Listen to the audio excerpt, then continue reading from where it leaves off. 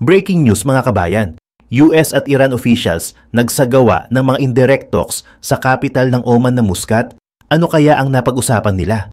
Pangalawang balita, mga Houthi rebels ng Yemen nag-issue ng mga warning laban sa posibleng pakikipagtulungan ng Saudi Arabia sa US. Pangatlong balita, malapit na daw makuha ng Pilipinas ang 40 multi-role fighter aircraft sa ilalim ng acquisition program nito. Ano naman kayang mga klaseng fighter jet ang kukuhanin ng Pilipinas? Yan ang ating alamin ngayong araw na ito. Bago tayo magumpisa, baka pwede pa like ng video na ito. Malaking bagay na to sa aming mga content creators. Maraming salamat po.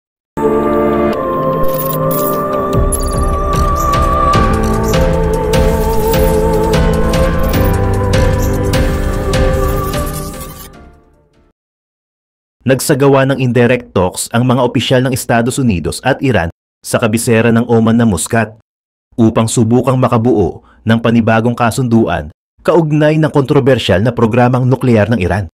Noong 2018, binawi ni Donald Trump ang Estados Unidos mula sa dating kasunduan sa nuklear ng Iran at iba pang makapangyarihang bansa at muling ipinataw ang mga ekonomikong parusa na lalong ikinagalit ng Iran.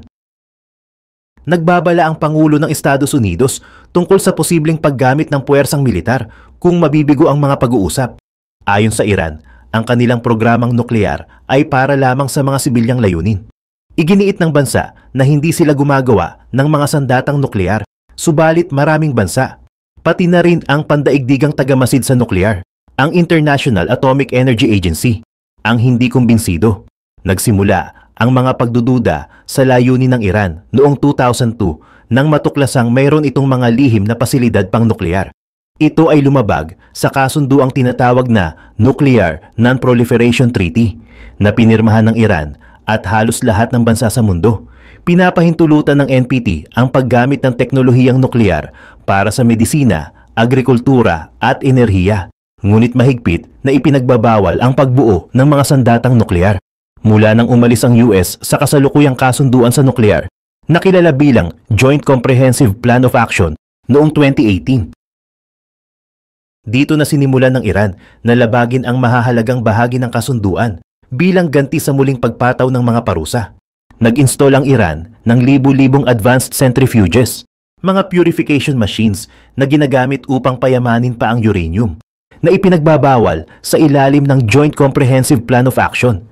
Ang mga sandatang nuklear ay nangangailangan ng uranium na pinayaman hanggang 90% purity.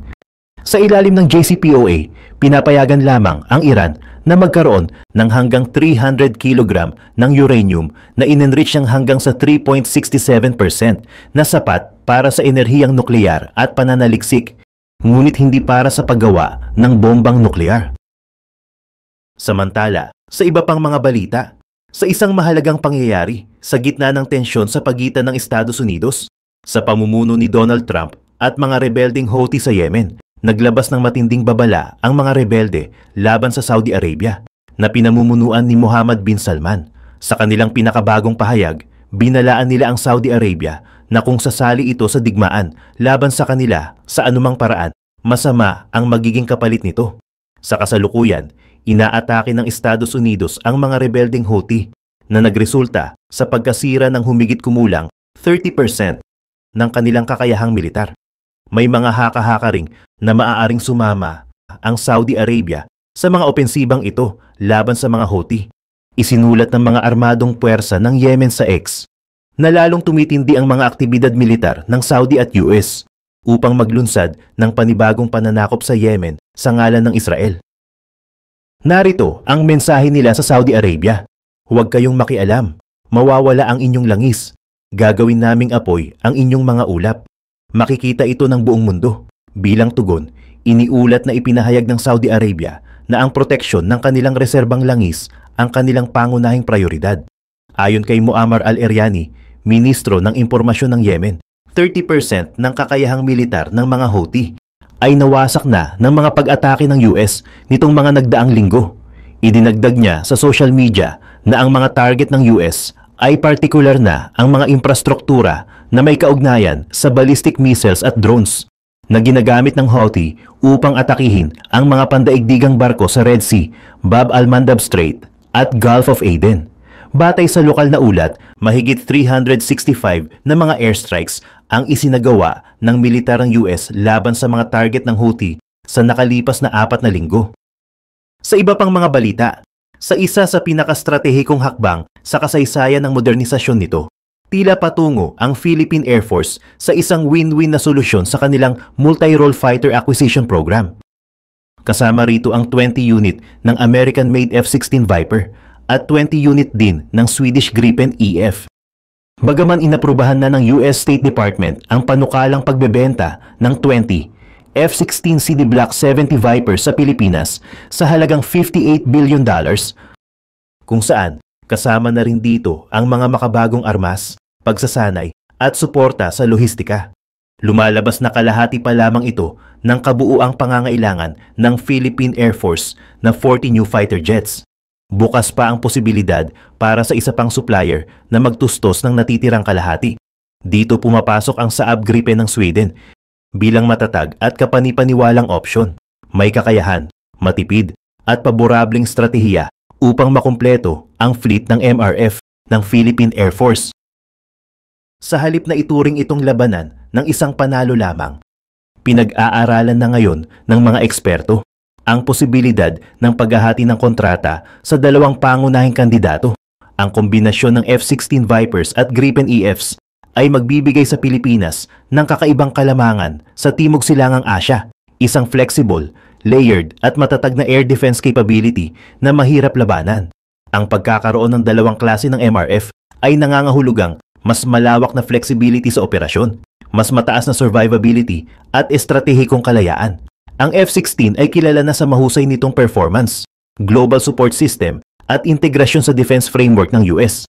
Sa kabilang banda, ang Gripen ay may mas mababang operational cost, mas mabilis na turnaround, mahusay sa electronic warfare, at may kakayahang umandar sa mga challenging condition. Ang kasalukuyang tensyon sa pagitan ng United States at China ay nagdudulot ng malalaking pagbabago sa pandaigdigang ekonomiya. Isa sa mga pangunahing issue ay ang pagpapataw ng mataas na tariffs ng US sa mga produktong galing China na nagdudulot ng matinding epekto sa ekonomiya ng China. Ayon sa mga ulat, maraming negosyante sa China ang nagsisimulang magsalita hinggil sa kanilang paghihirap dulot ng biglaang pagtaas ng buwis sa kalakalan. Sa kabila ng mahigpit na censorship ng Chinese Communist Party o CCP, kumakalat pa rin sa social media ang mga salaysay ng mga negosyanteng naapektuhan. Bukod dito, gumagamit din ang CCP ng makapangyarihang propaganda upang ilihis ang atensyon ng mamamayan at isisi sa US ang krisis sa ekonomiya ng bansa.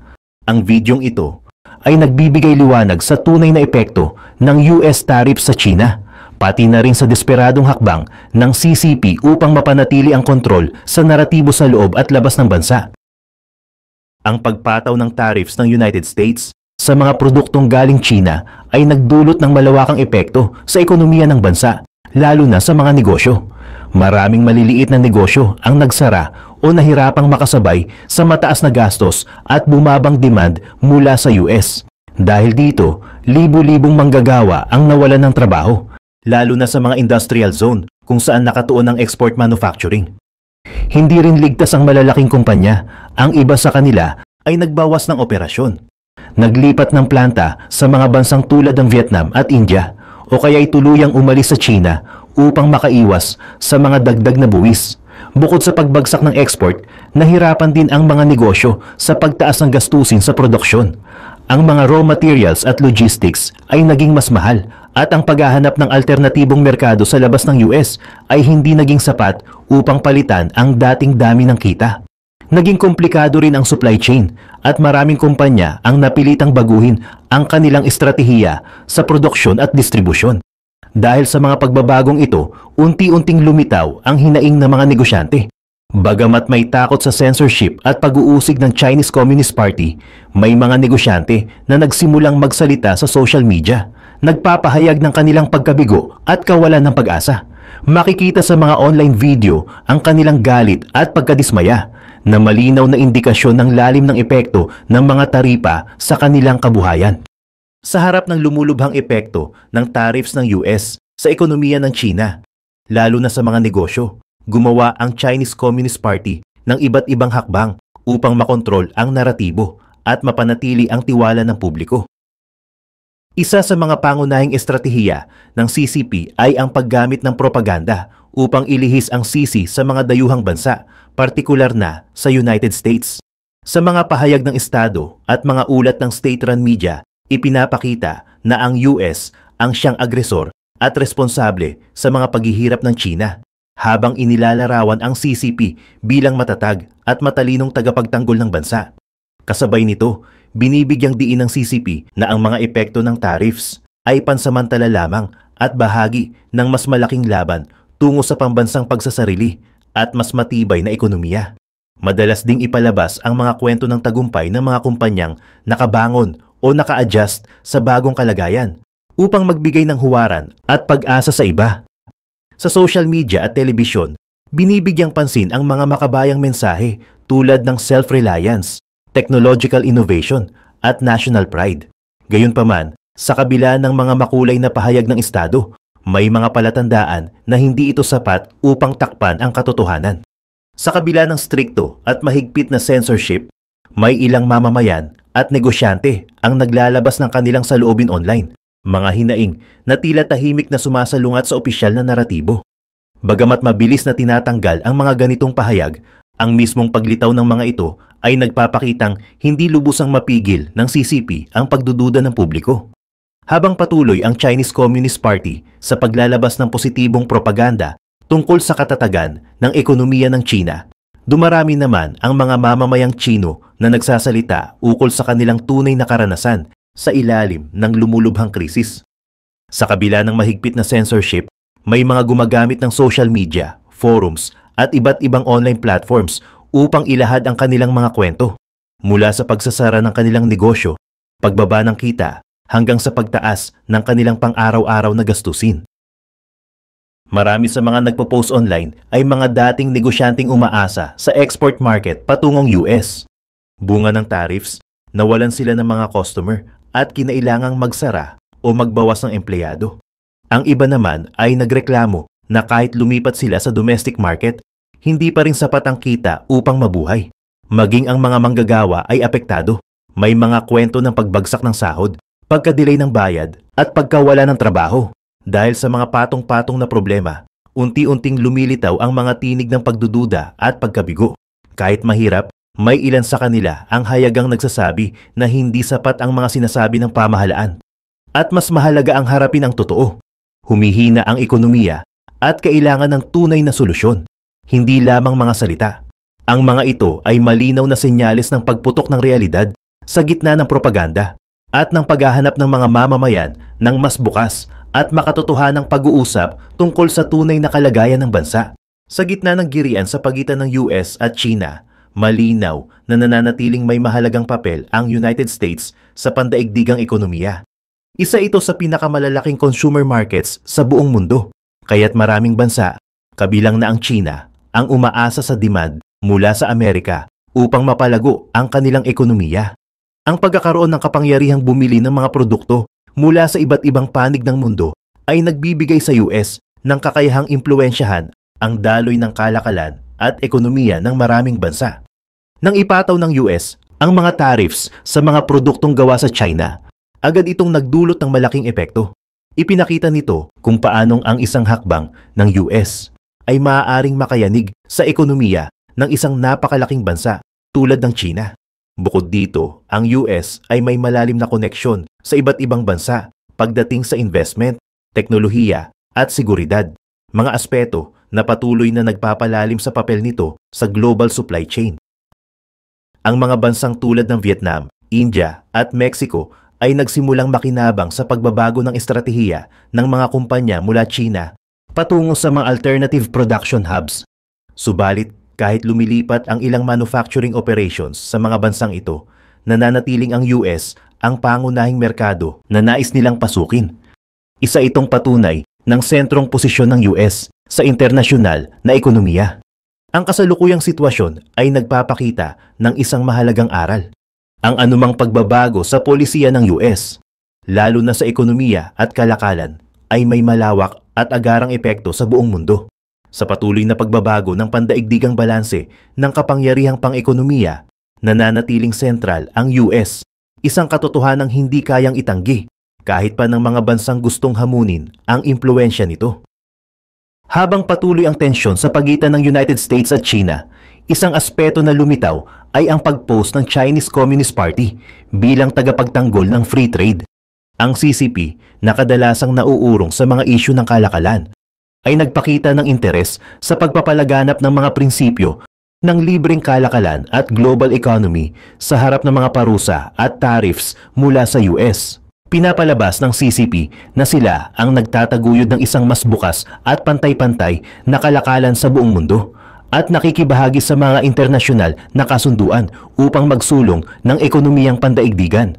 Sa mga pahayag ng gobyerno ng China, ipinahayag nila na ang mga hakbang ng US sa pagpapataw ng taripa ay hindi lamang labag sa mga patakaran ng World Trade Organization, kundi isang hakbang na lumalabag sa prinsipyo ng libreng kalakalan na nararapat umiral sa buong mundo. Gayunpaman, may mga nagsasabi na ang mga pahayag na ito ay isang anyo lamang ng propaganda upang ipinta ang CCP bilang isang makatarungan na tagapagtanggol ng global tradings. Ang China, sa ilalim ng pamumuno ng CCP, ay may mahigpit na kontrol sa ekonomiya, mula sa mga pulisiya sa produksyon hanggang sa regulasyon ng mga pangunahing industriya. Sa kabila ng pagpapakita ng suporta sa free trade, ang China ay hindi rin ligtas sa mga kasanayan na lumalabag sa free trade, tulad ng hindi tamang subsidies at forced technology transfer na nagdudulot ng hindi pantay-pantay na kompetisyon sa merkado. Ang ganitong pagpapanggap ng CCP ay hindi nakakaligtas sa mga bansang apektado ng kanilang mga estratehiya sa kalakalan. Habang ang mga pamahalaan ng iba't ibang bansa ay patuloy na nag-oobserba sa mga hakbang ng China, malinaw na ang kanilang layunin ay hindi lamang ipagtanggol ang free trade, kundi ang mapanatili ang kanilang dominasyon at impluwensya sa global na ekonomiya. Sa ganitong paraan, ginagamit ng CCP ang ideya ng libreng kalakalan bilang isang kasangkapan upang palakasin ang kanilang interes at posisyon sa pandaigdigang merkado. Ang gobyerno ng China, sa ilalim ng pamumuno ng Chinese Communist Party, ay matagal nang nagsusustento at nagbibigay ng mga subsidy sa iba't ibang sektor ng ekonomiya, kabilang na ang mga industriya ng bakal. Ang mga subsidy ay ginagamit upang palakasin ang lokal na produksyon at mapanatili ang competitive price sa mga global market. Gayunpaman, ang ganitong mga hakbang ay nagiging kontrobersyal dahil sa epekto nito sa global na merkado at sa mga patakaran ng free trade. Sa industriya ng bakal, halimbawa, ang CCP ay naglaan ng malaking pondo upang matulungan ang mga lokal na kumpanya na makapag-produce ng bakal sa mas mababang halaga kaysa sa mga karibal na kumpanya mula sa ibang mga bansa. Dahil dito, nakikinabang ang China mula sa mas mataas na produksyon at mas mababang presyo na nagiging sanhi ng pagtaas ng pag-export ng bakal nito sa iba't ibang bansa, kabilang na ang mga bansa sa kanluran tulad ng Estados Unidos. Ang ganitong mga subsidy ay nagiging sanhi ng hindi pantay-pantay na kompetisyon sa merkado, kaya't maraming mga bansa tulad ng US ang nagtatangkang magpatupad ng mga taripa at iba pang mga hakbang upang protektahan ang kanilang sariling industriya mula sa sobrang pagpasok ng mga murang kalakal mula sa China. Pinupunan ng mga kritiko na ang ganitong mga subsidy ay nagiging sanhi ng overproduction o labis na production sa China na hindi matutugunan ng lokal na pangangailangan, kaya't ang sobra ay ine-export sa murang halaga. Samantalang ang mga subsidy ay tumutulong sa mga industriya sa China na maging mas competitive, ito rin ay nagpapakita ng issue ng hindi makatarungang kalakalan at ang epekto nito sa mga merkado ng ibang bansa. Gayunpaman, hindi maikakaila na ang estratehiyang ito ng CCP ay nagkaroon ng malaking bahagi sa pagpapalakas ng ekonomiya ng China at sa pagpapataas ng kanilang global na impluwensya sa mga industriya ng bakal at iba pang mga goods. Sa kabuuan, ang issue ng mga tariffs ng US laban sa China ay nagsilbing isang malalim na usapin, hindi lamang sa kalakalan, kundi pati na rin sa pandaigdigang ekonomiya at politika. Ang mga hakbang na ito ay nagdulot ng malalaking epekto sa mga maliliit at malalaking negosyo sa China at nakatulong sa pagpapakita ng mga kahinaan at lakas ng mga estratehiya ng gobyernong Chino. Sa kabila ng mga pagsubok, patuloy na ipinakita ng Chinese Communist Party ang kanilang kakayahan sa pag-aangkop at pagpapalakas ng kanilang impluensya sa pandaigdigang kalakalan. Ngunit hindi ito nakaligtas sa mga kritisismo ng mga bansa na naapektuhan ng kanilang mga polisiya. Habang ipinakita ng CCP ang kanilang pagpapanggap bilang tagapagtanggol ng free trade, marami ang nagsasabi na ito ay isang hakbang lamang upang mapanatili ang kanilang interes at dominasyon sa global na merkado. Sa huli, ang global na ekonomiya ay nakasalalay sa mga desisyon at hakbang ng mga makapangyarihang bansa tulad ng US at China. At malinaw na ang bawat hakbang ay may malalim na epekto sa mga bansa at sektor na umaasa sa pantay-pantay na kalakalan. Sa kabila ng mga hamon, ang mga mamamayan ng China ay patuloy na nagpupunyagi at nagiging matalino sa pagtugon sa mga problemang dulot ng mga tariffs. Sa mga darating na taon, magiging mahalaga ang mga hakbang na gagawin ng mga bansa upang tiyakin ang mas balanse at makatarungang pandaigdigang kalakalan.